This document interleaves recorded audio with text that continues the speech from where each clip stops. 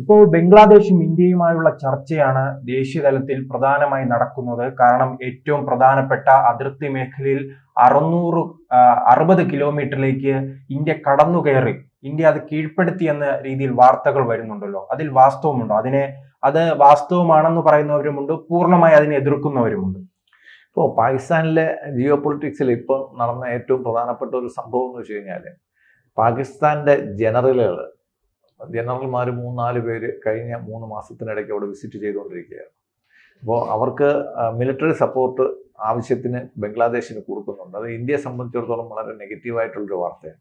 അപ്പോൾ അതുകൊണ്ട് ഇന്ത്യയുടെ അവിടുത്തെ നീക്കം, അവിടുത്തെ ഈ ചിക്കൻ നെക്ക് എന്ന് പറയുന്ന ഏരിയയിലുള്ള അതിർത്തികൾ കൃത്യമായിട്ട് മറ്റേ ബാർബ്ഡ് വയറോ ഫെൻസിങ്ങോ ഒന്നും ഉപയോഗിച്ചിട്ട് തിരിച്ചിട്ടില്ലാത്ത ഏരിയകളാണ്. അപ്പോൾ അവിടുത്തെ അവരുടെ ബോർഡർ റേഞ്ചേഴ്സ് എന്ന് പറയുന്ന ബംഗ്ലാദേശ് റേഞ്ചേഴ്സ് എന്ന് പറയുന്നവരാണ് അവിടുത്തെ ബോർഡർ സെക്യൂരിറ്റിയുടെ കാര്യം നോക്കുന്നത്, നമ്മുടെ BSFന്റെ മാതിരി. അതിൽ ചെറിയ സ്കിർമിഷസ് എപ്പോഴും ഉണ്ടാവാറുണ്ട്, അങ്ങോട്ടും ഇങ്ങോട്ടും കുറച്ച്. പക്ഷേ ഇപ്പോൾ വരുന്ന ന്യൂസ് എന്ന് വെച്ച് കഴിഞ്ഞാൽ ഏകദേശം 60 കിലോമീറ്ററോളം നമ്മൾ വ്യാപ്തി കൂട്ടി എന്നുള്ളതാണ്. അപ്പോൾ ഇവിടെ നമ്മൾ ചേർത്ത് വായിക്കേണ്ടത്, പാകിസ്ഥാൻ ബംഗ്ലാദേശുമായിട്ട് അടുക്കുമ്പോഴത്തേക്ക് നമ്മൾ ബംഗ്ലാദേശുമായിട്ട് നേരത്തെ സൂക്ഷിച്ചിരുന്ന ഒരു സൗഹൃദത്തിലൂന്നിയ ഒരു ബോർഡർ നയതന്ത്രം ഉണ്ടായിരുന്നു. കാര്യം നമ്മൾ സാധാരണ വെടിവെക്കാറില്ല.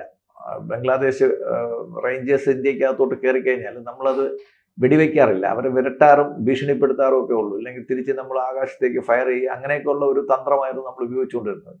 പക്ഷേ ഇനിയിപ്പോൾ പാകിസ്ഥാൻ ബംഗ്ലാദേശിലോട്ട് ആധിപത്യം സ്ഥാപിച്ച് തുടങ്ങുന്നതോടെ, മാത്രമല്ല അവിടെ ISIയുടെ പുതിയ യൂണിറ്റും അവർ സ്ഥാപിച്ചായിരുന്നു ബംഗ്ലാദേശിൽ. അപ്പോൾ ഇന്ത്യ ഇക്കാര്യത്തിൽ വളരെ വിജിലൻ്റാണ്. അതുകൊണ്ട് നമ്മൾ ചെറിയ രീതിയിലൊരു മുന്നേറ്റം ബോർഡറിൽ നടത്തിയിട്ടുണ്ട്. അത് എത്ര കിലോമീറ്റർ എന്ന് നമ്മൾ ഇന്നുവരെയും ഇന്ത്യൻ ഏജൻസി കൃത്യമായിട്ട് പുറത്തു വിട്ടിട്ടില്ല. പക്ഷേ 10-30ഓളം കിലോമീറ്റർ ദൂരത്തിൽ നമ്മൾ കൺട്രോളും പട്രോളിങ്ങും കൂട്ടിയിട്ടുണ്ട് എന്നുള്ളതാണ് നമുക്ക് കിട്ടുന്ന വിവരം. അതെന്തുകൊണ്ടായിരിക്കും അങ്ങനെ ഒരു നീക്കം? പ്രധാനപ്പെട്ട ഇത് തന്നെ, നമ്മൾ പാകിസ്ഥാന് ഇത് നമ്മുടെ ഈ ഓപ്പറേഷൻ സിന്ദൂറിന് മുമ്പേ തുടങ്ങിയ ഒരു പരിപാടിയാണ്. കാര്യം അതിനു മുമ്പ് തന്നെ പാകിസ്ഥാനിൽ നിന്ന് അവർക്ക് കഴിക്കാൻ ഭക്ഷണമില്ലെങ്കിൽ പോലും അവർ ഭക്ഷണ സാധനങ്ങൾ അടങ്ങിയ കപ്പലുകൾ അവർ പാകിസ്ഥാൻ തീരത്തേക്ക് ബംഗ്ലാദേശ് തീരത്തേക്ക് എത്തിച്ചിട്ടുണ്ട്. പക്ഷെ അത് അരിയാണോ ആയുധമാണോ എന്നുള്ള കാര്യം നമുക്കറിയത്തില്ല. നമ്മൾ അരി എന്ന് പറയുമ്പോൾ നമ്മൾ ആയുധമാണെന്നും കൂടെ നമ്മൾ കണക്കാക്കും. കാര്യം അവിടെ അരി കൊടുക്കാനില്ല. പക്ഷെ അവർ പറഞ്ഞത് ഭക്ഷ്യധാന്യങ്ങൾ അടങ്ങിയ കപ്പലാണ് അവിടെ പോയതെന്നാണ് പറയുന്നത്. അപ്പോൾ അതിനകത്ത് ആയുധങ്ങളാണോ എന്നുള്ള കാര്യം നമുക്കറിയത്തില്ല. കാര്യം പാകിസ്ഥാന്റെ ഒരു മെയിൻ വരുമാനം ആയുധ കള്ളക്കടത്തും അതുള്ള വിൽപ്പനയൊക്കെയാണ്. അപ്പോൾ അത് തൊട്ട് ഓപ്പറേഷൻ സിന്ദൂറിന് മുമ്പ് തൊട്ട് തന്നെ നമ്മളെ ഇന്റലിജൻസ്, കാര്യം പാകിസ്ഥാന്റെ ഒരു തന്ത്രം എന്ന് വെച്ച് കഴിഞ്ഞാൽ രണ്ട് സൈഡിൽ നിന്ന് നമ്മളെ പ്രഷർ ചെയ്യിക്കുക എന്നുള്ളതാണ്. അപ്പം ഇവിടുന്ന് അവർ ആക്രമിച്ച് തുടങ്ങുന്നതിന് മുമ്പ് തന്നെ അവർ ബംഗ്ലാദേശ് ബോർഡറിൽ അവർ പ്രഷർ കൊടുത്തു തുടങ്ങി. കാര്യം അവിടെ നമ്മുടെ പ്രധാന ശത്രുവായ ചൈനയും കൂടെ അവരുടെ കൂടെ ഇതിന് കൂട്ടിനുണ്ട്. അപ്പോൾ നമുക്കിപ്പം പാകിസ്ഥാൻ സൈഡിൽ ഒരു കാലത്ത് ഇന്ത്യയുടെ ഭാഗത്ത് നിന്ന് 2 അതിർത്തികളെ പ്രധാനമായി ശ്രദ്ധിക്കാറുള്ളത്. അതെ, അത് പാകിസ്ഥാനും ചൈനയുടെ. ഇപ്പോൾ ആ ഒരു മേഖല വർദ്ധിക്കുകയാണല്ലോ. ബംഗ്ലാദേശ്, പാകിസ്ഥാൻ ഇപ്പം നമുക്ക് വലിയ അധികമായിട്ട് നോക്കേണ്ടി വരുന്നില്ല. കാര്യം അതെല്ലാം അഫ്ഗാനിസ്ഥാൻ നോക്കിക്കോളൂ.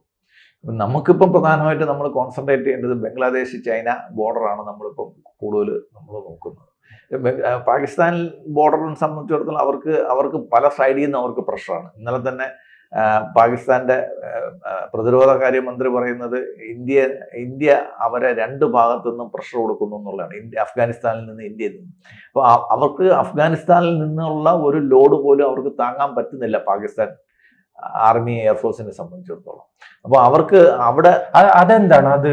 കാരണം ഈ അഫ്ഗാനിസ്ഥാനെ സംബന്ധിച്ചിടത്തോളം അവിടെ താലിബാൻ അധികാരത്തിൽ വന്നിട്ട് 1 വർഷമാകുന്നതേ ഉള്ളൂ. അതെ, അങ്ങനെ വലിയ ആയുധമുള്ള പാകിസ്ഥാൻ അവകാശപ്പെടും പോലെ ഇന്ത്യയെ തകർക്കാൻ കഴിവുള്ള ഒരു രാജ്യമായെന്നും അഫ്ഗാനിസ്ഥാനെ കരുതാൻ പാടില്ലല്ലോ. അപ്പോൾ അങ്ങനെ ഒരു രാജ്യം എങ്ങനെ ഈ പാകിസ്ഥാൻ പ്രതിസന്ധിയിലാക്കാൻ കഴിയുന്നുണ്ട്? അല്ല, അതിനുള്ള മരുന്ന് അവർ തന്നെ അതിന് അവിടെ തന്നെ ഉണ്ടായിരുന്നു. ഏകദേശം 45,000-ഓളം റെഫ്യൂജികളാണ് അഫ്ഗാനിസ്ഥാനിൽ നിന്ന് പാകിസ്ഥാൻ കൊണ്ടുവന്ന് അവിടെ താമസിപ്പിച്ചിട്ടുള്ളത്.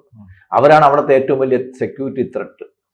ലോകത്ത് ഒരു രാജ്യവും ചെയ്യാത്തതുപോലെ അഭയാർത്ഥികളുടെ ക്യാമ്പ് വരെ പൊളിച്ച് അവരെ ഉപദ്രവിക്കുന്ന ഒരു രീതിയിലോട്ട് പാകിസ്ഥാനികളും പാകിസ്ഥാൻ ആർമിയും മുന്നേറുകയാണ്. അപ്പോൾ ഇന്നലത്തെ വാർത്ത അനുസരിച്ച് 25,000-ഓളം അഫ്ഗാനികൾ തിരിച്ച് അഫ്ഗാനിസ്ഥാനിലോട്ട് പോയി എന്നുള്ളതാണ്. കാര്യം അവിടെ ഇപ്പോൾ അവർ റെഫ്യൂജി ആയിട്ട് കഴിയേണ്ട കാര്യമില്ല. ഇന്ത്യയിലുണ്ട് 15,000-ഓളം അഫ്ഗാനി റെഫ്യൂജികൾ. അപ്പം പാകിസ്ഥാന്റെ ഏറ്റവും വലിയ പ്രശ്നം അഫ്ഗാനിസ്ഥാനിൽ നിന്ന് പാകിസ്ഥാനിൽ വന്ന് താമസിക്കുന്ന റെഫ്യൂജികളും അവിടെ തന്നെയുള്ള തെഹ്രിക്ക് താലിബാൻ എന്ന് പറയുന്ന പഷ്തൂൺഖയിലുള്ള ടെററിസ്റ്റുകളും ഇവരെല്ലാം കൂടെ കൂട്ടായിട്ടാണ് യോജിക്കുന്നത്. അപ്പം നമ്മൾ ബോർഡറിലല്ല നോക്കേണ്ടത്. ഇവർക്ക് പ്രശ്നം രാജ്യത്തിനകത്തുനിന്ന് തന്നെ രാജ്യത്തിന് വിഘടിത പ്രവർത്തനം. അല്ല, അത് അറിഞ്ഞുകൊണ്ടാണോ ഈ അന്ന് ബോംബിട്ടത് ജനങ്ങൾക്ക് മേൽ? അതെ, അവർക്ക് ഏറ്റവും വലിയ പ്രശ്നം അവർ അഭയാർത്ഥികളാണ്. ഈ അഭയാർത്ഥികൾ അവർ ഉന്നം തെറ്റിയതല്ല. ഇല്ല, അഭയാർത്ഥികൾ അവർ കൊണ്ടുവന്ന് താമസിക്കുന്നതാണ്. അവരുടെ ടെന്റുകളൊക്കെ പൊളിക്കുന്നതായിട്ടും അവർക്ക് ഭക്ഷണത്തിന്റെ സപ്ലൈ നിർത്തിയതായിട്ടും ഒക്കെയുള്ള വാർത്തകളാണ് നമുക്ക് കേൾക്കാൻ പറ്റുന്നത്. അപ്പം അവർ ഒരു കാലത്ത് സൗഹൃദ രാജ്യം എന്നുള്ള രീതിയിൽ അഫ്ഗാനിസ്ഥാനുമായിട്ട് നല്ല റിലേഷൻ സ്ഥാപിക്കുകയും അഫ്ഗാനികളെ അവിടെ കൊണ്ടുവന്ന് പാർപ്പിക്കുകയും ചെയ്തതിന് ശേഷം താലിബാൻ അവരുദ്ദേശിക്കുന്ന രീതിയിൽ അവർക്ക് കൈവശപ്പെടുത്താൻ പറ്റാത്ത രീതിയിൽ അഫ്ഗാനിസ്ഥാൻ അവർ പ്രതിരോധിച്ചു തുടങ്ങി. കാര്യം അഫ്ഗാനിലെ ഗോത്രവർഗ പോരാളികൾ എന്ന് വെച്ചാൽ അമേരിക്കയ്ക്ക് പോലും കീഴ്പ്പെടുത്താൻ ബുദ്ധിമുട്ടായിട്ടുള്ള ആൾക്കാരായിരുന്നു. അവരുടെ ആ പോരാട്ട വീര്യം, അവരെ ഈ പത്താൻസ് എന്ന് നമ്മൾ പറയുന്നല്ലോ, അത് അവരുടെ പത്താനികളാണ്. അപ്പൊ അവരുടെ ഒരു പോരാട്ട വീര്യത്തിന് മുമ്പ് പാകിസ്ഥാന് ശരിക്കും അടിയറവ് പറയുന്നത്. അപ്പൊ നമുക്ക് പാകിസ്ഥാന്റെ ഏരിയയിൽ ഇപ്പൊ നമുക്ക് വലിയ ത്രെട്ടില്ല. നമ്മൾ കൂടുതലും ശ്രദ്ധിക്കേണ്ടത് chicken neck, Bangladesh China axis ഉണ്ട്. അപ്പം ബംഗ്ലാദേശിനും ഇതിനകത്തൊരു പ്രശ്നമുണ്ട്. അരക്കൻ്റെ പ്രശ്നങ്ങൾ ബംഗ്ലാദേശിനും വിഘടിക്കുമെന്നുള്ളൊരു പേടി ബംഗ്ലാദേശിനും ഉണ്ട്. അപ്പോൾ ബംഗ്ലാദേശും ചൈനയുമായിട്ട് ചേർന്നുള്ള ഒരു സഖ്യം നമ്മുടെ നോർത്ത് ഈസ്റ്റ് ഏരിയയിലോട്ട് വരുമ്പോഴത്തേക്കാണ് നമ്മൾ അവിടെ കൂടുതൽ ശ്രദ്ധ കേന്ദ്രീകരിക്കും. ചൈന പഴയ പ്രതിസന്ധി ഉണ്ടോ? പഴയ പ്രതിസന്ധി ഉണ്ടോ? അവർ വിശ്വസിക്കാൻ കൊള്ളാത്തവരായി ഇപ്പോഴും നിലനിൽക്കുന്നുണ്ടോ? ചൈന നമുക്ക് എപ്പോഴും ത്രെട്ട് തന്നെയാണ്. ലോകത്ത് ഒരു രാജ്യങ്ങളും ചൈനയുമായിട്ട് സൗഹൃദം സൂക്ഷിക്കുന്ന രാജ്യങ്ങൾ ആരും ഇല്ല എന്നുള്ളതാണ് ചൈനയുടെ ഏറ്റവും വലിയ പ്രത്യേകത. റഷ്യ അല്ലാതെ വേറെ ഒരു രാജ്യവും, റഷ്യയും നോർത്ത് കൊറിയ അല്ലാതെ വേറെ ഒരു രാജ്യവും ചൈനയുമായിട്ട് ലോക ഭൂപടത്തിൽ ഇല്ല. അവർക്ക് സൗഹൃദ രാഷ്ട്രങ്ങൾ എന്ന് പറയാൻ വേണ്ടിയിട്ട് ഇതൊരു കമ്മ്യൂണിസ്റ്റ് രാഷ്ട്രങ്ങൾ എന്നുള്ള ഒരു പഴയ ബന്ധം നിലനിർത്തിയാണ് അവർ ഈ 3 രാജ്യങ്ങളുമായിട്ടുള്ള ബന്ധം നിലനിർത്തുന്നത്. ബാക്കി ഫിലിപ്പീൻസുമായിട്ടും മറ്റ് ഇതര രാജ്യങ്ങളായിട്ടെല്ലാം ചൈന യുദ്ധത്തിന് സമാനമായ സാഹചര്യങ്ങളിലാണ് നിൽക്കുന്നത്. അപ്പോൾ ഇന്ത്യയുടെ ആ ബോർഡർ ഇടക്കാലത്ത് ഏതെങ്കിലും രാജ്യമായി ചൈന യുദ്ധത്തിൽ ഏർപ്പെട്ടിട്ടുണ്ടോ? ചൈന ഇപ്പൊ തായ്വാനിലെ യുദ്ധത്തിലല്ല, അവർ സംഘർഷാവസ്ഥയിലാണ്. എല്ലാവരുമായിട്ട് അതിർത്തി തർക്കവും അവരുടെ അതിർത്തികൾ എല്ലാവരുമായിട്ട്. കാര്യം ഇപ്പൊ ഇന്ത്യയിൽ വേണമെങ്കിൽ നമ്മളെ തമിഴ്നാട് വേണമെങ്കിൽ അവരുടെ ഭാഗമാണെന്ന് പറയും. കാര്യം പണ്ട് ഇവിടുന്ന് രാജാക്കന്മാർ അവിടെ പോയി ഭരിച്ചിട്ടുണ്ട്, അതുകൊണ്ട് അത് ഞങ്ങളുടെ ഭാഗമായിരുന്നു എന്ന് വേണമെങ്കിൽ ക്ലെയിം ചെയ്യാൻ പറ്റുന്ന ആൾക്കാരാണ്. നമ്മുടെ ടിബറ്റ് പിടിച്ചെടുത്ത് അങ്ങനെയാണല്ലോ. നമ്മുടെ തമിഴ്നാടിനേക്കാളും വലിയൊരു ഏരിയ ആയിരുന്നു ടിബറ്റ് എന്ന് പറയുന്ന ഏരിയ, നമ്മുടെ കയ്യിൽ നിന്ന് പോയി.